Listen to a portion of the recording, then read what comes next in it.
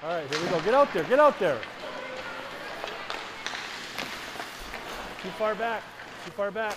If you have a mental picture of an artist in mind, some of you will recognize Tim Cortes.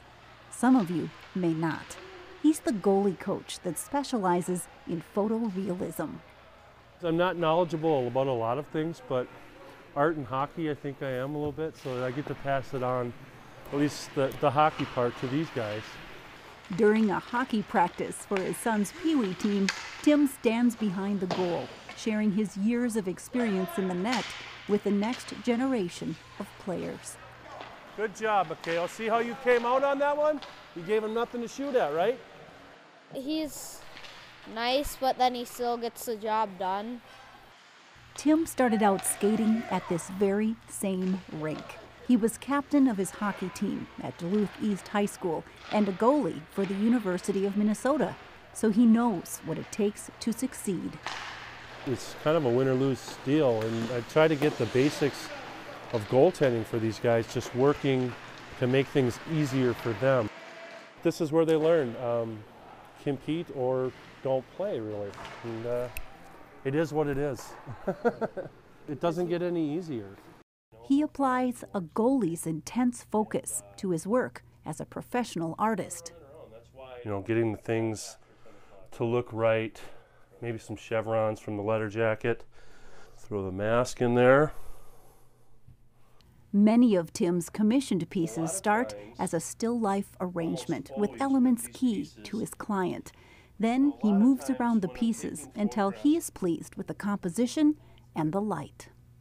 I'm right in here getting every little nuance of the mask, and because I like to draw in extreme detail. And I think that's one of the things people like about my work. With this, I'll take my photo reference, and from there I'll go right into sketching it. Take that, for instance. So, you know, that would be right there. That will be going right there. You can see the Minnesota Select. It's a little blurry in there, so I knew I had to sharpen up the focus a little bit.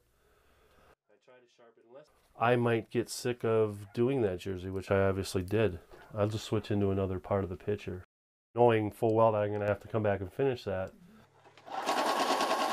In his home studio, Tim has an array of colored pencils at his disposal. He chooses one and then another and another, based on his experience. When I first started doing this, I would have made that white jersey just a white jersey with some gray shadows, because shadows are gray. And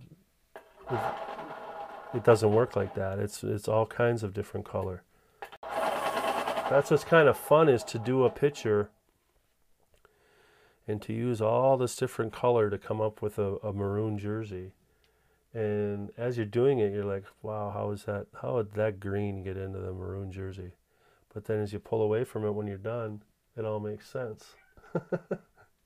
When Tim first pitched his artwork to a gallery in the Twin Cities, he was drawing with pen and ink and graphite. The gallery owner wanted color, so Tim gave it a try. I had nothing but a bunch of dried up paint at home, but I had a set of colored pencils. I said, you know what? If he wants color, I'll try it with color. And I did that, and they liked it, so I just stayed with it. One job led to another job and to other sports, earning Tim a reputation among athletes big and small. I would have never imagined myself doing these pictures for people that are in the NFL and in the NHL. It wasn't on my radar. I mean, my very first paying jobs were because somebody knew me. I played hockey with them, and hey, how'd you like to do this for the Hockey Hall of Fame? Yeah, I'd love to, you know. And it just went from there. Doing trophies, for instance, is the biggest challenge. I love the challenge. Doing faces, for me, that's the easiest thing. And I like doing it because I like the results. But when you take a trophy, there is so many different colors and so many different points of light. And to try to, when you succeed in doing that, it's just it's a great feeling. It's just taking the time and seeing what's there to draw. And there's pictures that I've done where there's a reflection of me in the trophy taking the picture. People don't really realize that's what it is, but I know that's what it is. I love that kind of stuff. I do. Tim's portfolio captures some intense moments and personalities in sports history. There are football greats and baseball heroes and victories on ice. Research is pretty important, and you got to know what they're known for. And some players are just emotional giants, and you want to capture that. Some guys, such as Bobby Bowden, are just very stoic, and you want to try to capture that.